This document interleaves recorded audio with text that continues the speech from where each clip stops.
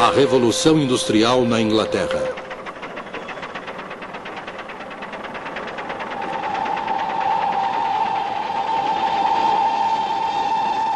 Um filme da Enciclopédia Britânica.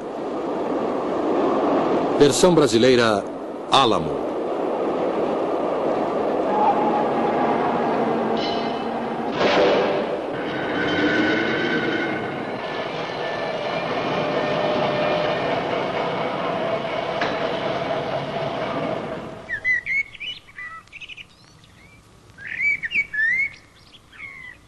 Voe com sua imaginação até a Inglaterra.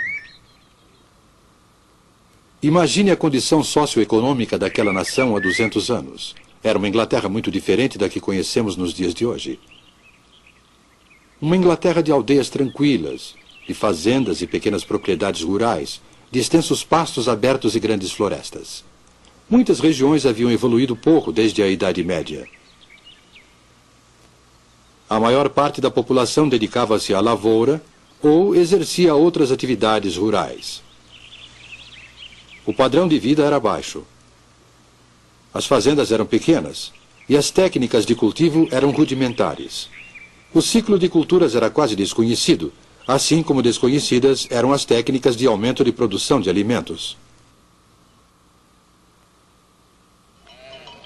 Havia pouca coisa para os carneiros comerem durante o inverno. Só o que Deus mandava para eles. A maioria morria. Agora vamos verificar as condições da manufatura, especificamente na área têxtil. Naquela época, a manufatura de lã era o grande alicerce da prosperidade inglesa. Em todas as casas, encontrava-se uma roda de fiar, e em todas as aldeias, um tear manual. Esse método de manufatura foi denominado sistema doméstico.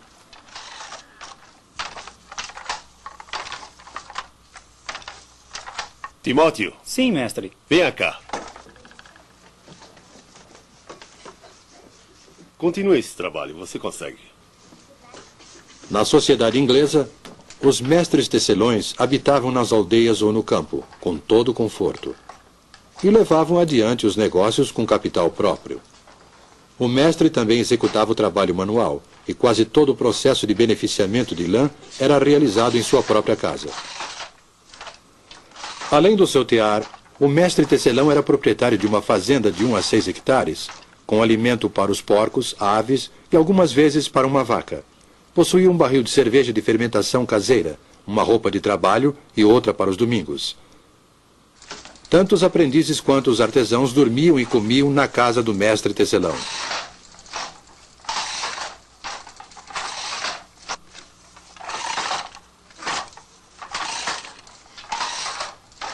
Mantenha o movimento firme, rapaz. Estou tentando, mestre, estou tentando. Claro, eu estou vendo seu esforço. Os mestres e os seus empregados eram geralmente ligados pela afeição, a ponto de não desejarem se separar. Os mestres pensavam que era obrigação deles manter os seus homens, inclusive quando os negócios não corriam de forma satisfatória. Consequentemente, um trabalhador vivia e morria no mesmo local onde havia nascido. O mestre e sua família produziam eles próprios quase todos os produtos que consumiam. Ned?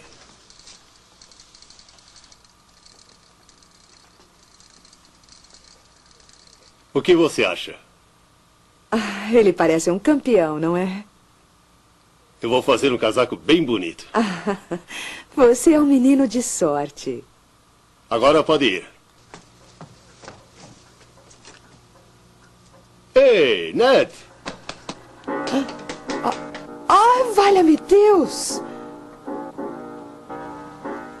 Eles cultivavam na fazenda os cereais que os alimentavam, manufaturavam o tecido de lã com que se vestiam e satisfaziam as demais necessidades com o produto da venda do tecido por eles manufaturado.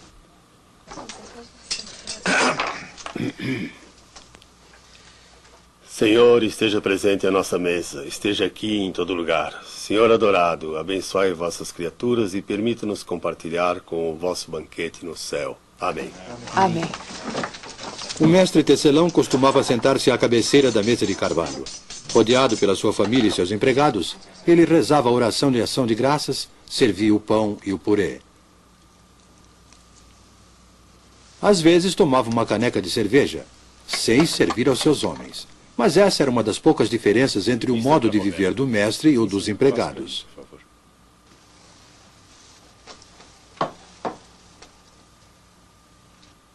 Há muito ainda para você aprender na arte da tecelagem. O pagamento é muito pouco para o aprendiz. Dinheiro não é uma coisa boa no bolso dos jovens. Na realidade, havia um aspecto muito desagradável no relacionamento entre o mestre tecelão e os trabalhadores. Existia, por exemplo, uma lei do governo proibindo aos trabalhadores de fazerem greve para reivindicar aumento salarial. Fizeram uma greve no inverno passado, mas a paralisação cessou por causa da repressão.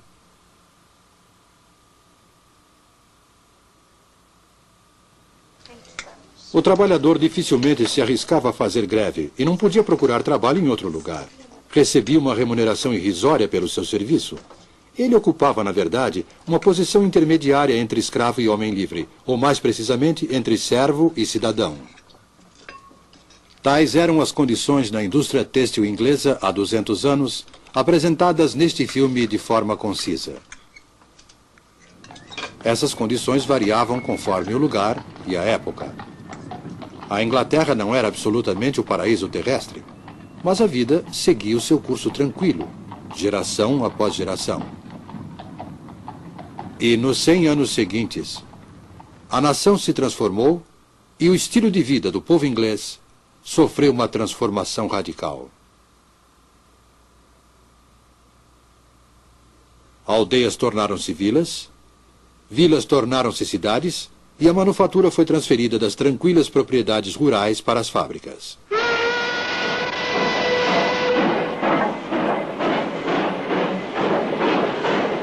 Essa transformação é chamada de Revolução Industrial. Podemos dizer, sem correr o risco de simplificar demais, que 3 tipos de máquinas destruíram o velho mundo e construíram o novo. A primeira foi a máquina de fiação. A segunda, o tear mecânico. E a terceira, o motor a vapor.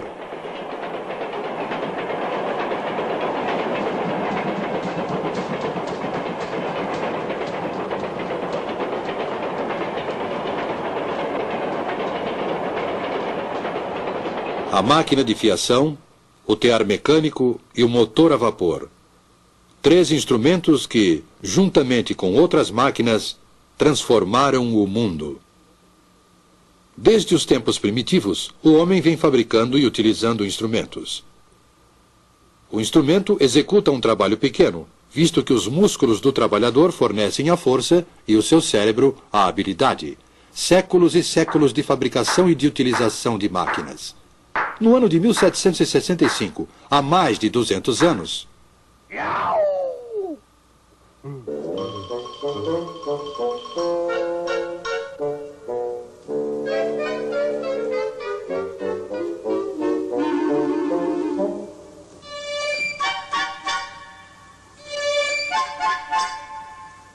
Jenny! Jenny! Eu consegui! James Hargreaves aperfeiçoou a máquina de fiação manual, batizando-a com o nome de sua esposa, Jenny. É a Spinning Jenny, a máquina primitiva de fiar difusos múltiplos. Essa máquina iniciou a revolução na manufatura da lã. A fiação era até então um processo lento, pois só se podia fiar um fio de cada vez.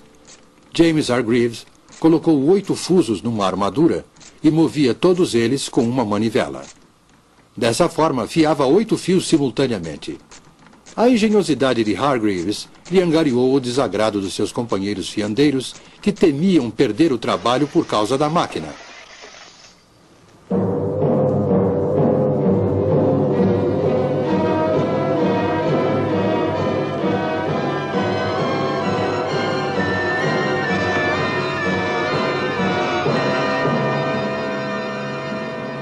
Mas Hargreaves não desistiu do seu empreendimento. E logo depois desenvolveu uma outra máquina que fiava 16 fios ao mesmo tempo. Uma criança podia, ao girar a manivela desta máquina, realizar o trabalho que antes era executado por mais de 100 homens. Ninguém conseguiria mudar o curso da história, pois uma descoberta iria inevitavelmente abrir caminho para outra. Em 1784, a população de Godby Marwood, uma pequena aldeia na região central do país, estava inquieta em virtude do que acontecia na casa do ministro da aldeia, o reverendo Edmund Cartwright.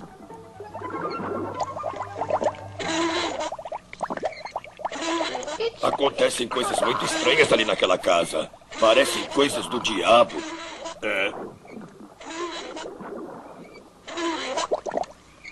Segundo seus vizinhos, o reverendo não era um homem bom. Acreditavam que ele praticava bruxaria. Mas tais temores eram infundados. Cartwright havia simplesmente desenvolvido uma máquina, acelerando assim o processo de industrialização. A partir de então, a energia não era mais produzida pelos músculos dos trabalhadores, como ocorria com a máquina de fiação. A fonte da energia seria a água. A força da água corrente foi utilizada para movimentar uma máquina de tecer. Estava criado o tear mecânico. O trabalho manual na indústria têxtil foi abandonado, como foi também o velho sistema doméstico de manufatura. O tear mecânico, além de ter um preço elevado para o tecelão comum, era muito grande para ser colocado em casa. Mas, se se pudesse comprar 12 teares e instalá-los num prédio, foi dessa forma que o tear mecânico acelerou o crescimento da indústria e do sistema industrial. A partir dessa época, em lugar de trabalhar em sua própria casa, o tecelão passou a morar em um lugar e a trabalhar em outro. Embora isso seja comum hoje em dia, naquela época houve uma implacável oposição à tirania da sirene da fábrica.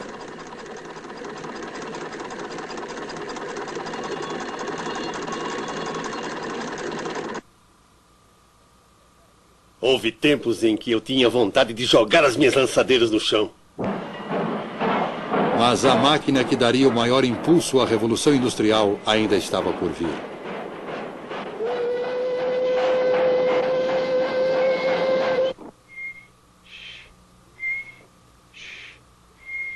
James Watt, quantas vezes já lhe disse para não perder seu tempo? Você não servirá para nada, menino. Não estou perdendo tempo, mãe. Eu estou inventando uma coisa. Inventando uma coisa? O que você está fazendo, menino? Nada demais, mãe. Ainda não tenho certeza, mas acho que é um motor a vapor. A história em torno do jovem Watt e a chaleira de sua mãe não é mais do que uma lenda. O primeiro motor a vapor foi, na verdade, desenvolvido por Thomas Newcomen em 1705 e era utilizado para retirar água das minas de carvão.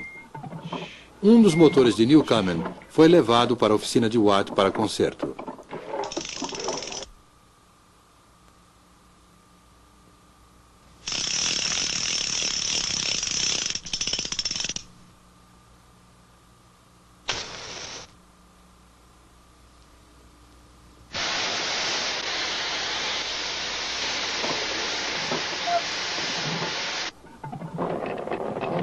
James Watt empenhou-se nesse trabalho e, por volta de 1781, aperfeiçoou o motor, convertendo-o em grande fonte de força. Essa era uma força barata e podia ser utilizada para dar movimento a todos os tipos de máquina.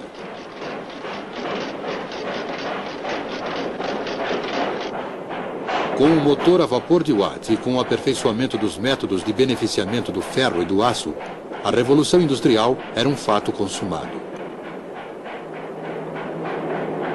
A máquina de fiação e o tear manual foram abandonados. Surgiram as grandes cidades, não de um dia para o outro, mas no curto espaço de 100 anos. No lugar do mestre tecelão, semi-industrial e semi-fazendeiro, apareceu o capitalista, proprietário de muitos teares e empregador de centenas de trabalhadores. Com a Revolução Industrial, a Inglaterra transformou-se na fábrica do mundo no século XIX. Era um período que exigia criatividade e desembaraço. Juntos, empresários e engenheiros criaram uma era na qual a Grã-Bretanha ocupou a supremacia do comércio mundial.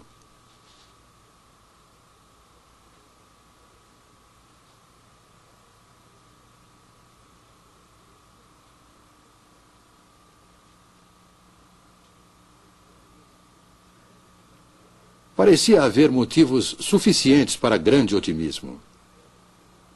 Ser um inglês no início do século XIX significava ter acesso, se fosse um inglês rico, a todas as comodidades e prazeres que o mundo podia oferecer. E a grande massa da população? A maior parte da população caía cada vez mais na indigência e na miséria.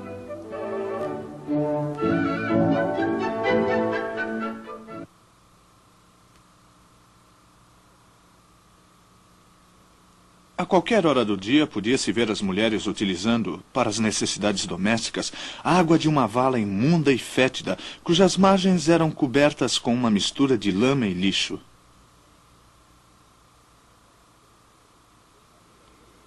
A vida do trabalhador inglês, incluindo mulheres e crianças, era uma luta miserável pela sobrevivência, tendo dois inimigos, o empregador e a máquina. Sim, senhor. Comecei a trabalhar na tecelagem quando tinha 7 anos. Meu horário de trabalho é das 5 da manhã até as 8 da noite. Conversa de escravos. Os trabalhadores do período feudal não foram tão aviltados e escravizados quanto os pobres trabalhadores do norte civilizado.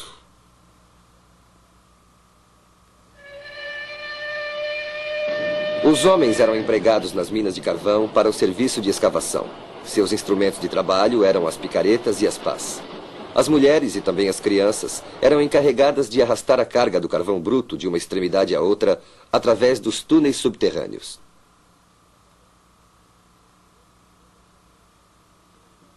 O cinto e a corrente são mais dolorosos quando trabalhamos com a família.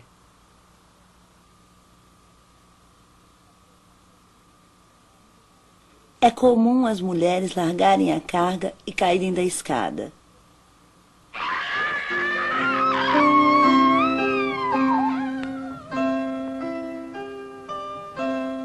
A verdade era que o novo poderio econômico inglês e a supremacia no comércio mundial sustentavam-se na exploração da mão de obra, em moradias subhumanas e na imensa miséria do proletariado.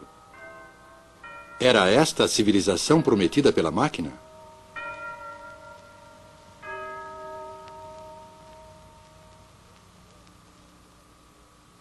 Observo com prazer que a classe operária inglesa está conscientizada de sua exploração e que ela odeia aqueles que a exploram.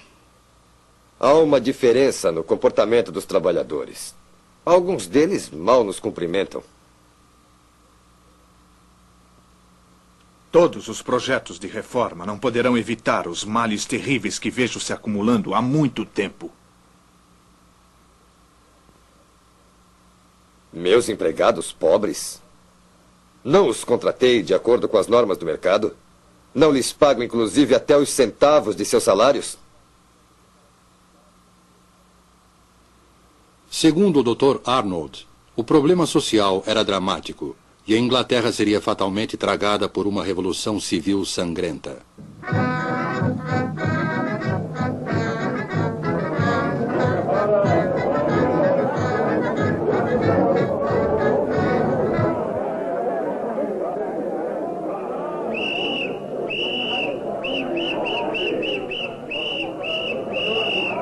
Apesar de todos os distúrbios e tumultos, os quais sempre ficaram limitados a determinadas áreas, a tão esperada e temida Revolução Sangrenta não aconteceu na Inglaterra como acontecera na França.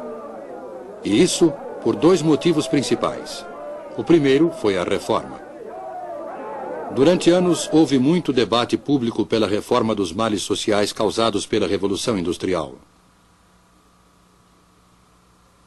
Em 1842, o Parlamento aprovou a primeira de uma longa série de reformas. a Lei das Minas. Determinou que, a partir daquela data, o trabalho de mulheres e crianças menores de 10 anos nas minas de carvão estava proibido. Em 1847, a Lei das 10 Horas. A jornada de trabalho de mulheres e crianças na indústria têxtil não deveria ser superior a 10 horas.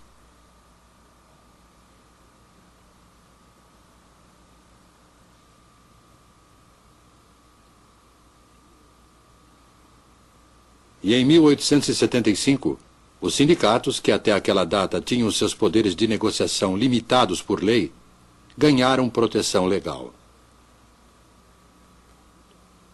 A partir de então, o operário tinha o amparo legal para se reunir com seus companheiros em defesa de melhores condições de trabalho, redução da jornada e aumento salarial. A produtividade foi o outro motivo. Assim como a reforma, ela evitou que os problemas sociais da industrialização causassem uma revolução civil. Na época do trabalho manual, antes do advento das máquinas, a produção de um sapato exigia aproximadamente 18 horas de trabalho, pois um único artesão executava todas as etapas de produção. O artesão sentia-se gratificado pelo seu talento.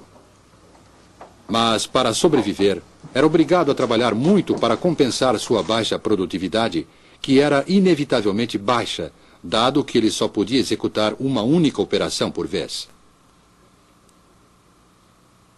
O acabamento podia ser excelente, mas o preço do sapato feito à mão era elevado e, consequentemente, poucas pessoas podiam pagá-lo.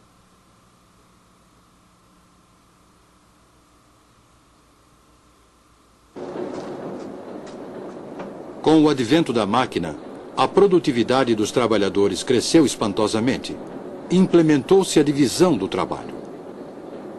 Do beneficiamento do couro até o produto acabado, cada operário executava somente uma operação, repetindo-a várias vezes.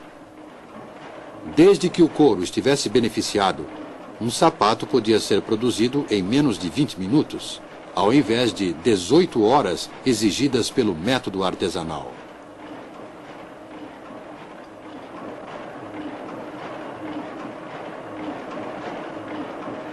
Dessa forma, cada homem produzia mais graças à máquina, e sua produtividade cresceu. As horas de trabalho em toda a indústria foram diminuídas. O salário aumentou, e os preços dos produtos baixaram. Assim, o operário podia comprar o seu próprio produto. Mais pessoas podiam se beneficiar da crescente riqueza do país. Essa foi a promessa da máquina e da Revolução Industrial. É verdade que essa promessa ainda não se cumpriu inteiramente. Mesmo assim, é uma promessa de benefícios materiais para todos.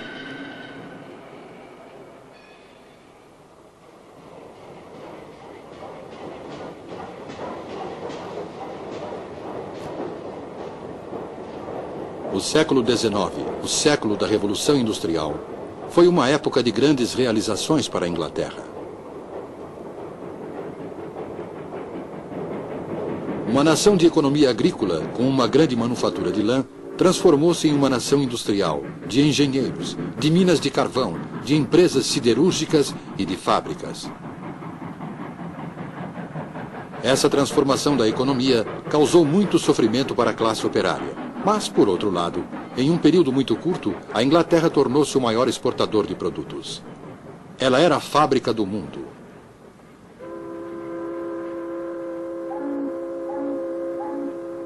Além de exportar locomotivas, motores a vapor, têxteis e outros produtos acabados, talvez o que mais a Inglaterra exportou foi a industrialização.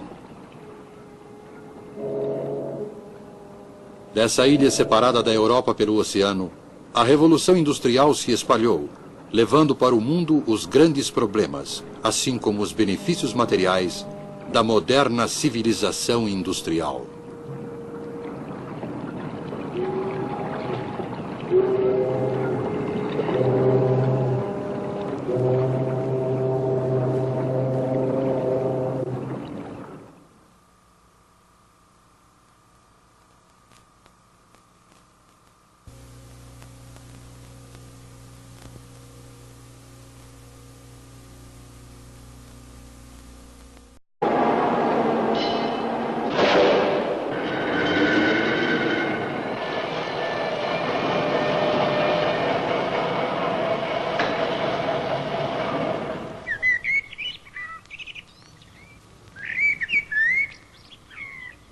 Voe com sua imaginação até a Inglaterra. Imagine a condição socioeconômica daquela nação há 200 anos. Era uma Inglaterra muito diferente da que conhecemos nos dias de hoje. Uma Inglaterra de aldeias tranquilas, de fazendas e pequenas propriedades rurais, de extensos pastos abertos e grandes florestas.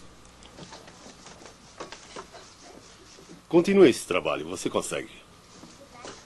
Na sociedade inglesa, os mestres tecelões habitavam nas aldeias ou no campo, com todo conforto, e levavam adiante os negócios com capital próprio. O mestre também executava o trabalho manual, e quase todo o processo de beneficiamento de lã era realizado em sua própria casa. Além do seu tear, o mestre tecelão era proprietário de uma fazenda de 1 a 6 hectares, com alimento para os porcos, aves e algumas vezes para uma vaca.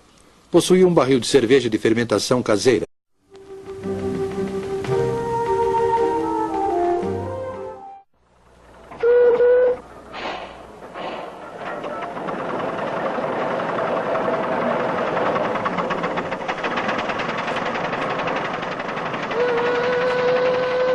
A Revolução Industrial na Inglaterra.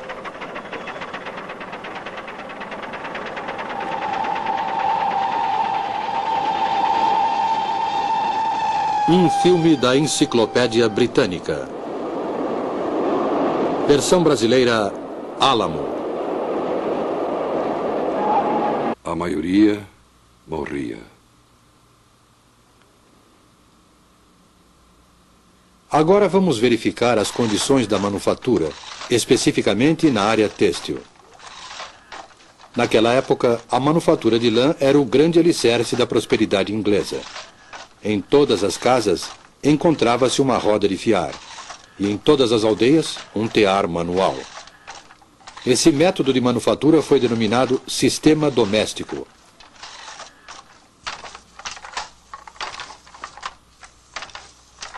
Timóteo. Sim, mestre. Venha cá. Muitas regiões haviam evoluído pouco desde a Idade Média. A maior parte da população dedicava-se à lavoura ou exercia outras atividades rurais. O padrão de vida era baixo. As fazendas eram pequenas e as técnicas de cultivo eram rudimentares.